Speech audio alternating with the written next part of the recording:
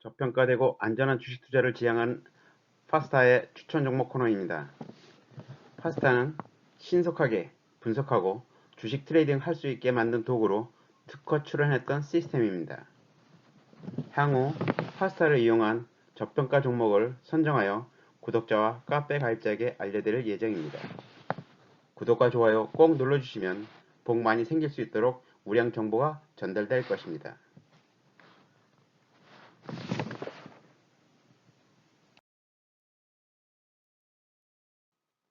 추천 종목의 정보 제공에 앞서 간단하게 한국과 미국 등의 주요 시장 현황과 비교 정보를 지속적으로 알려드릴 계획입니다.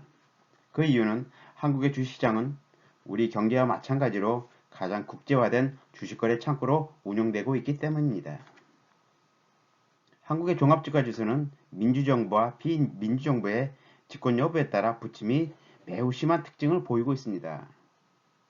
한국의 종합주가지수는 90년대 말 1100대 및 국가부도인 IMF로 약 700대의 종합주가지수로 2000년대를 맞이한 이후 21년도 전세계 코로나 팬데믹의 위기 속에서도 역사상 최초로 3278을 달성하는 등 지속적인 상승을 나타내고 있습니다.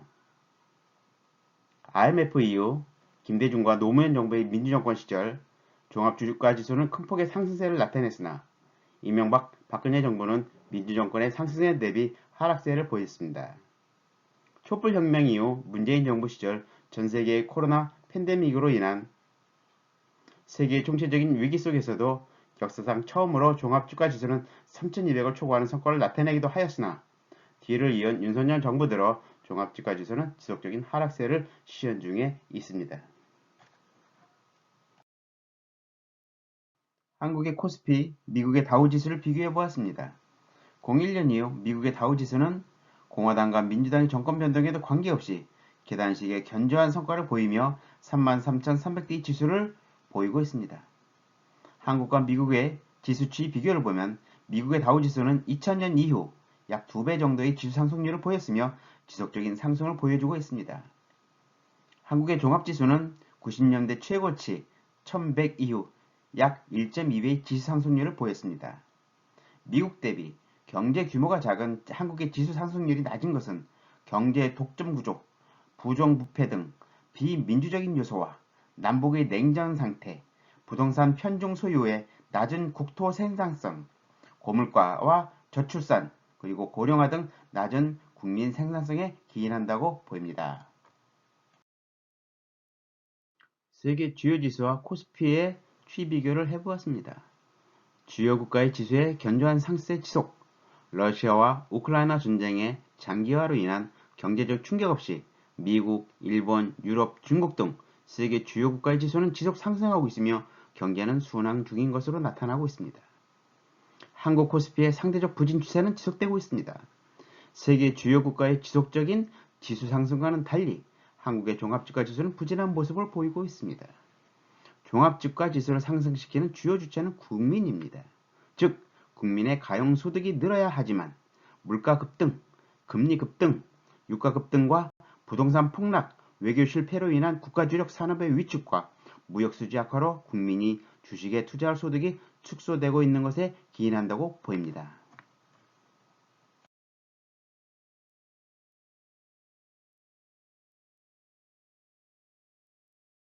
파스타의 추천 종목을 공개하도록 하겠습니다. 추천 기업은 2020년 10월에 코스닥에 상장한 넥스틴입니다. 업종은 반도체 검사장비 전문업체로서 액면가는 500원, 발행 및 유통 주식수는 약 996만 주로 불입자본금의 약 50억 원 정도 되겠습니다.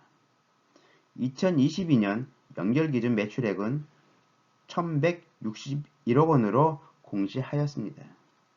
넥스틴의 주요 사업 내용은 반도체 소자의 웨이퍼 결함 장비를 제조하는 업체로 장형 실상을 유예 수상하는 등 국내 반도체 장비 산업의 고도화를 선도하고 있는 기업입니다. 우측에는 최근 넥스틴이 개발한 3D 반도체 검사 장비의 모형입니다. 넥스틴의 항목별 경영성과 현황을 보겠습니다. 동사의 성장률 항목 중 매출액, 영업이익, 당기순이익은 매년 괄목 성장 중이며 분기별로도 큰 폭 성장을 시현 중에 있습니다.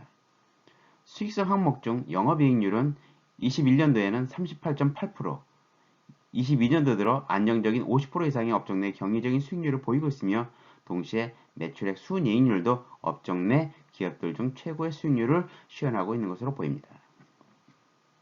주당 순이익과 주당 순자산 및 자기자본 이익률도 매출과 영업이익 성장률과 고수익성에 힘입어 지속적으로 증가되고 있습니다.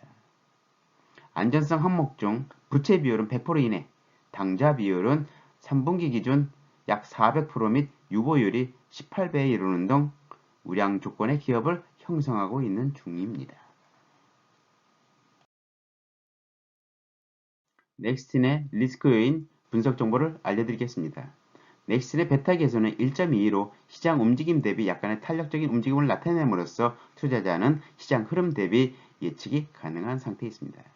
CIR 개수는 영업활동에 의한 현금 흐름 중 순이익의 기여도를 나타내는 개수로 1 이상을 시현하여 순이익에 의한 현금 흐름이 매우 양호한 상태를 보이고 있는 상황입니다. PEG 개수는 신성장 기업의 퍼가 초고퍼로 나타남으로써 투자 판단의 기초를 제공하지 못함에 따라 나타난 측정 개수입니다. 이 개수에 의하면 넥스틴은 이 성장률 대비 매우 낮은 PEG를 나타내고 있는 조건을 가지고 있습니다. PSR 개수는 주가와 주당 순매출액의 추이를 나타내는 개수로 현재 주가와 적정 주가에 대한 비교로서 동사는 1 이상의 개수로 향후 매출액의 증가를 기대할 수 있는 상황입니다. 퍼 개수는 시장 평균 대비 조정퍼 적용 시 저평가 상태로 PBR은 일반적으로 고평가 상태로 나타나고 있습니다. 아래 하단에는 각 항목에 대한 판정 기준과 평가 결과를 보여드리고 있습니다. 다음에는 넥스틴의 거래 동향 분석 정보를 알려드리겠습니다. 거래 주체별 6월간 거래 동향 분석을 보면 기관은 17만 6,900주를 순매수, 평균 단가는 5만 8천원으로 추정되고 있습니다. 개인은 15만 4,430주 순매도로 평균 단가는 5만 6천원으로 추정되고 있습니다. 외국인은 2만 1,000주 순매도로 평균 단가는 8만원 정도로 거래되는 것으로 나타나고 있습니다. 외국인의 평균 단가는 상장 초기 매수 우위에 의한 결과를 보이며 이를 극복하기 위해 최근 공매도를 하고 있는 것으로 판단됩니다. 우측에 월봉 기준에 의한 차트 동향을 보면 상장 이후 동사의 주가는 83,500원까지 시현된 이후 고평가의 영향으로 지속 하락하였으며 매출 규모의 확대 및 탄탄한 영업이익과 순이익 실현의 효과로 2022년도를 마감하였으며 23년에 이르러서 성장 속도가 더욱 가파라짐에 따라 월봉 기준의 골든크로스가 시현되어 하방 경직성을 키우고 있는 것으로 보입니다.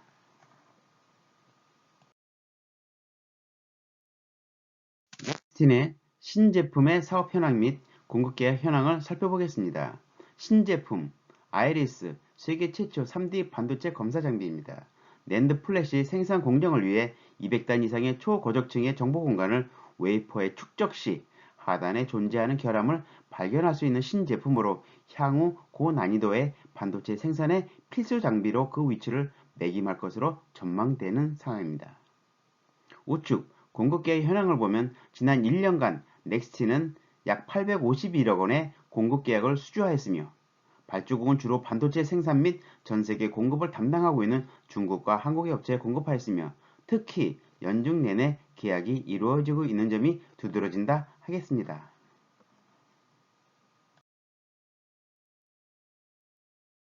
넥스틴의 적정주가 분석 정보를 알려드리겠습니다. 먼저 결산기별 공시자료에 의한 적정주가와 실제 주가를 비교하겠습니다. 2021년도 말과 2022년도 1분기까지는 동사의 주가는 적정주가 대비 고평가 상태로 거래가 된 것으로 판단됩니다. 2022년도 2분기 들어 실제 주가와 적정 주가가 엇비슷한 코러스를 나타냈으며 3분기 이후 저평가 상태를 보여주고 있습니다. 이에 따라 3분기 기준 실제 주가는 44,000원에서 현재 약 6만원까지 상승하였습니다. 지난 1년간 공급계약 공시자료를 근거로 할 때 적정 주가의 큰 폭 상승이 예상되므로 2022년도 결산자료 공시 시 파스타로 산출한 적정 주가 정보를 구독자에게 알릴 예정입니다. 이상 넥스틴에 대한 정보 제공을 마치도록 하겠습니다. 유의할 점은 미국의 한국에 대한 중국 내에서의 반도체 생산 제한의 정책이 주요 관건입니다. 투자자는 이 점 꼭 유의하시고 투자하시길 바랍니다. 감사합니다. 저평가 안전주식 투자 정보를 제공하는 파스타는 구독과 좋아요를 먹으며 크고 있습니다. 꼭 눌러주시기 바랍니다. 다음에 더 좋은 자료를 올려드리도록 하겠습니다. 감사합니다.